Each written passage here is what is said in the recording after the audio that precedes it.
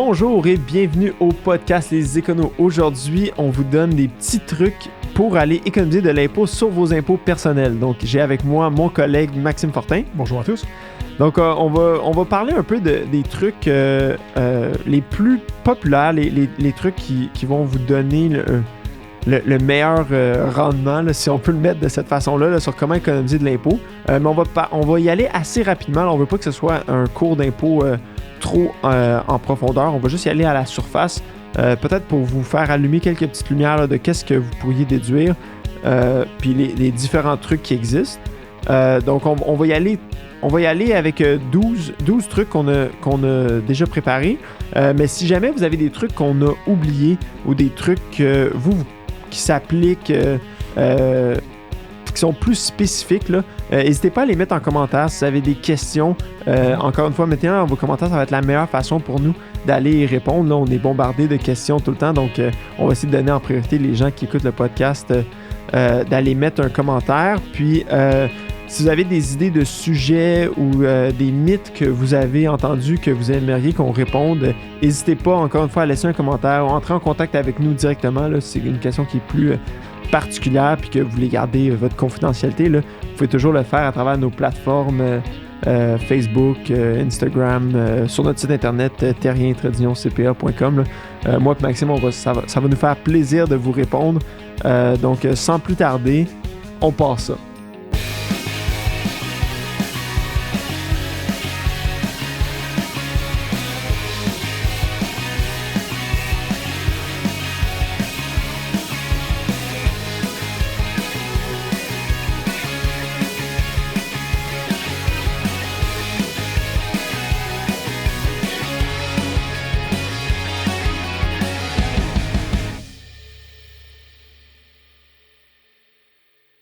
Bonjour tout le monde, bon début d'année 2022. Comme on l'a mentionné un peu en introduction, on va passer à travers une douzaine de trucs pour l'impôt personnel qui vont pouvoir, qu'on espère, vont pouvoir vous aider un peu à venir réduire votre charge fiscale personnelle pour vos impôts de 2021. Donc, on a collecté une douzaine de trucs. Plusieurs crédits d'impôt disponibles, en fait. Oui, exactement. Des trucs que peut-être vous connaissez déjà, mais peut-être des fois c'est bon d'avoir un rappel. Donc moi puis Maxime, on va y aller en rafale pour vous expliquer un peu les crédits d'impôt qui sont disponibles, puis peut-être les stratégies qui sont liées à chaque crédit d'impôt. Les plus importants, en fait, ceux qu'on voit le plus souvent, qu'on considère les plus importants. Ça se pourrait qu'il y en ait plusieurs, en fait, crédits d'impôt qu'on ne touche pas.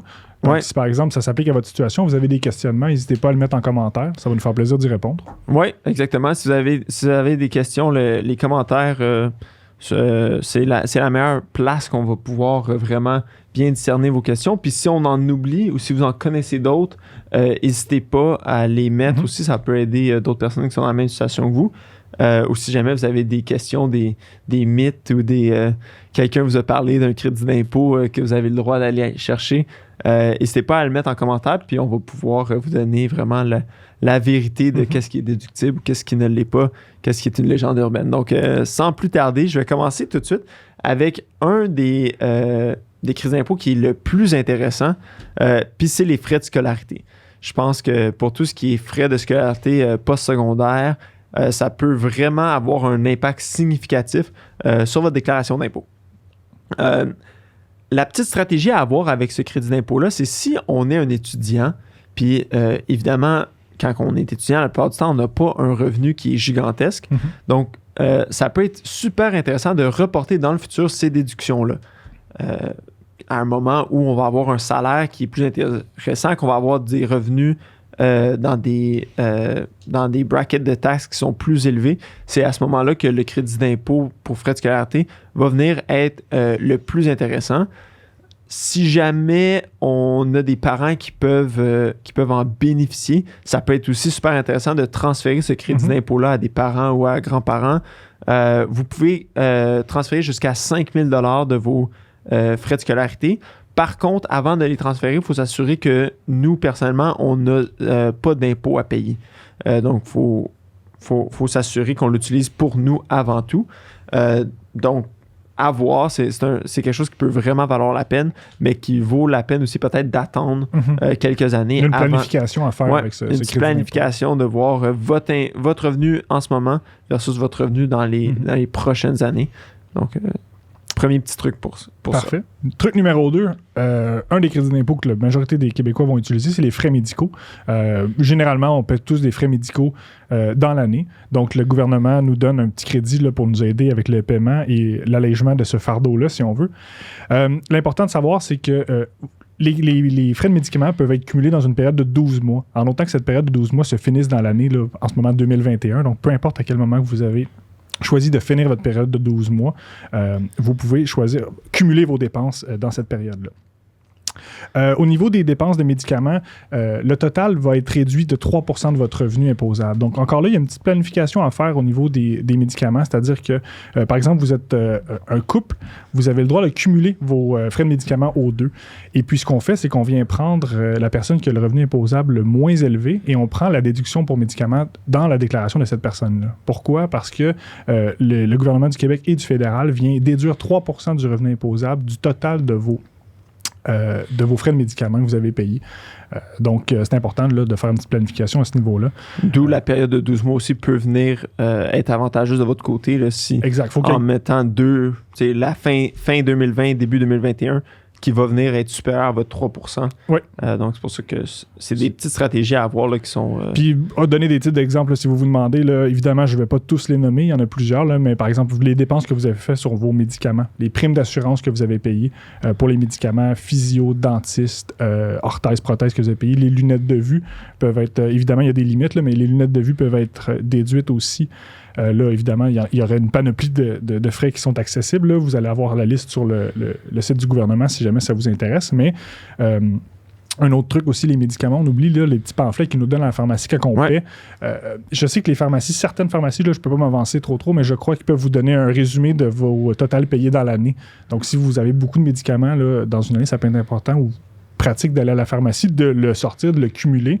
Ça va être plus facile pour votre comptable ou vous-même si vous faites vos déclarations d'impôts vous-même. Ou si vous avez une assurance médicaments aussi, l'assureur va vous donner le relevé de qu'est-ce qui n'a pas été couvert par l'assurance. Donc ça aussi, ça peut être cette portion-là est déductible dans votre déclaration. Exactement, une bonne façon là, de le faire. Exact. Truc numéro 3, la déduction pour les frais de garde d'enfants. Que ce soit parce que vous avez une gardienne à la maison ou que vous allez dans un service de garde là, CPE, qui soit non subventionné, peu importe, là, vous allez recevoir un relevé pour ces frais de garde-là. Puis ces frais de garde-là peuvent être déduits contre vos impôts. Par contre, il faut faire attention parce que ces frais de garde-là sont déductibles dans le revenu de la personne avec le conjoint avec le plus bas revenu. Puis ça, c'est jusqu'aux 2/3 du revenu qu'on peut aller chercher ces frais de garde-là. Donc, si on a une personne qui ne travaille pas, malheureusement, on n'y a pas accès à ce crédit-là. Mais si les deux parents travaillent ou sont aux études, on peut aller chercher le crédit. Donc, ça peut vraiment valoir la peine de ne pas oublier de prendre en compte ce crédit-là. C'est un crédit important, de donner la quantité d'argent qu'on peut mettre là, pour Oui, ça peut coûter très cher là, en frais de garde. En plus d'avoir une compétition pour les places, ça coûte très cher. Ouais. Truc numéro 4, encore en lien avec les enfants, pour les familles ici, là, donc le crédit d'impôt pour la condition physique et les montants pour activité. Quelques critères que je vais lancer comme ça. Si vous avez des enfants qui sont nés après le 31 décembre 2004 et avant le 1er janvier 2016, que vous êtes résident du Québec au 31 décembre 2021 et que vous n'avez pas un revenu familial qui dépasse 140 000 $, donc les deux conjoints ensemble, le total de tout ça, vous avez le droit à un crédit d'impôt pour les programmes d'activité physique. C'est important que ce ne soit pas une activité parascolaire, là, mais par exemple des camps de jour, des choses comme ça. Je sais qu'il faut que ce soit 8 semaines consécutives ou encore 5 jours consécutifs pour que ce soit admissible. L'entreprise ou le camp de jour va généralement vous remettre un relevé avec un code, le nom de votre enfant, le nombre de jours passés au camp de jour. Le crédit d'impôt, là, il y a un maximum de 500 $ par enfant. Le crédit d'impôt de 20 %. Donc, on parle à peu près d'un total de 100 $ maximum par enfant qu'on peut aller chercher comme réduction d'impôt. Mais encore là, ça peut vous aider là, à réduire votre charge fiscale. Oui, absolument. On va prendre tous les dollars qu'on peut aller déduire contre nos impôts. Il n'y a personne à date que j'ai rencontré qui aime payer de l'impôt. Donc, truc numéro 5, on change un peu de ce sujet. Si jamais vous avez eu des gains en capital durant l'année, vous allez devoir payer de l'impôt sur 50% de ces gains en capital-là, évidemment. Par contre, si jamais dans votre portefeuille, vous avez des pertes qui n'ont pas été matérialisées encore, donc vous n'avez pas encore vendu puis réalisé la perte, ça peut être intéressant d'aller vendre ces titres-là, ces placements-là, pour aller générer une perte en capital. Encore une fois, on rappelle que c'est pas une bonne idée d'aller vendre un titre juste pour aller sauver de l'impôt, mais si ça adonne que vous avez perdu espoir sur ce titre-là puis que vous ne prévoyez pas que le titre va augmenter en valeur, donc ça peut être intéressant d'aller prendre la perte cette année pour aller l'appliquer contre vos gains en capital. On peut aussi, on en a parlé dans notre dernier podcast, mais sur la fiscalité, qu'on peut reporter nos pertes en arrière 3 ans ou qu'on peut les reporter dans le futur. Donc, les pertes en capital, ça peut valoir la peine de regarder notre portefeuille puis d'y penser un peu 2 fois. C'est un petit baume sur notre perte, le fait qu'on ait... exactement. Donc, c'est jamais une bonne chose d'avoir une perte. Par contre, mais elle peut être si on peut l'utiliser contre un gain en capital, ça peut vraiment venir embellir la situation quelque peu que ce soit. On va continuer encore notre truc numéro 6, là encore, pour l'investissement. On parlait tantôt des familles, là, des conjointes, en fait. Lorsqu'on a des investissements, qu'on veut faire une petite planification, on parlait tantôt de toujours utiliser pas toujours, mais majoritairement utiliser la personne qui a le revenu le plus faible. Au niveau de l'investissement, ça s'applique de la même façon quand on veut faire une planification, c'est-à-dire qu'on va utiliser le taux marginal. Donc, plus on a un revenu qui est bas, moins notre taux est élevé généralement. En fait, pas généralement, mais c'est le cas. Donc, lorsqu'on fait une planification, pour l'investissement, ça peut être bon, par exemple, d'utiliser les comptes enregistrés ou les comptes privés d'une personne qui a un revenu plus bas. La raison est simple, c'est que l'investissement, les revenus générés vont être imposés à un taux moins élevé, étant donné que la personne qui a un revenu plus faible a un taux marginal plus bas. Donc, c'est simplement un petit heads-up. Pensez à ça quand vous faites une planification. Vous avez de l'argent pour faire des placements. Donc, utilisez la personne qui a le revenu le plus faible dans un couple pour maximiser votre... Oui, puis là, on parle, là, je sais pas, peut-être que tu l'as mentionné, mais je me souviens pas, mais on parle de comptes non enregistrés. Ah oui. Donc, tu sais, si on parle de CELI, il n'y a pas tant de différence. Il y a une différence avec le REER, puis ça tombe, c'est notre truc numéro 7. Mais c'est si on a un conjoint avec un revenu plus élevé, ça peut être intéressant pour ce conjoint-là de cotiser au REER du conjoint. Ça permet à la personne avec le plus haut revenu d'aller prendre la déduction REER dans son revenu, malgré que ça va être la personne avec le plus bas revenu qui va s'imposer lors du retrait. Il faut faire attention, il y a une période minimale de 3 ans là, où on ne peut pas retirer le revenu, retirer le REER, sinon ça va être imputé au revenu de la personne qui a pris la déduction.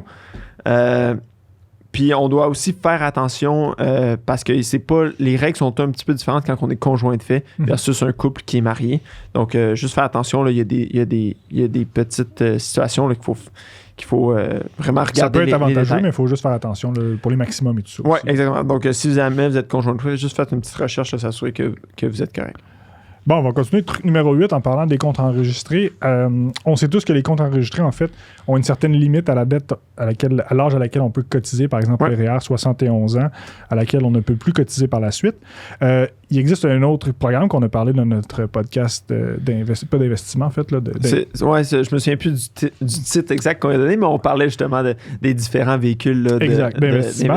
On parlait du CELI, entre autres. Là. Lui, le CELI, il y a des maximums de cotisation, mais il n'y a pas d'âge restrictif pour faire la cotisation. Donc, une fois que vous arrivez à l'âge de votre retraite et que vous ne pouvez plus cotiser, par exemple, au REER, vous pouvez encore le faire au niveau du CELI. Donc, vous pouvez profiter de la déduction au niveau des rendements que vous générez à même votre CELI. Ça, vous avez le droit de cotiser et de l'utiliser passé 71 ans.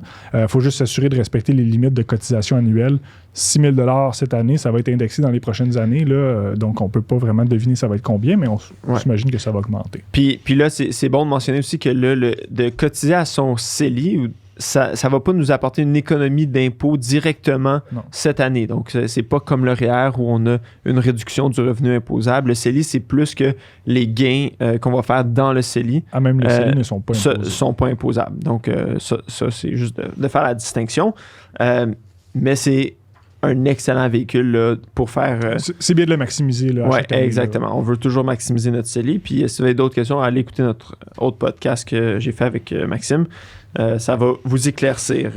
Donc, dernier petit truc concernant le REER, c'est si jamais vous considérez faire l'achat d'une première maison, vous pourriez avoir droit à ce qu'on appelle le RAP, le régime d'accès à la propriété, qui vous permet de retirer jusqu'à 35 000 $ de votre REER sans s'imposer ou d'avoir de pénalités ou peu importe.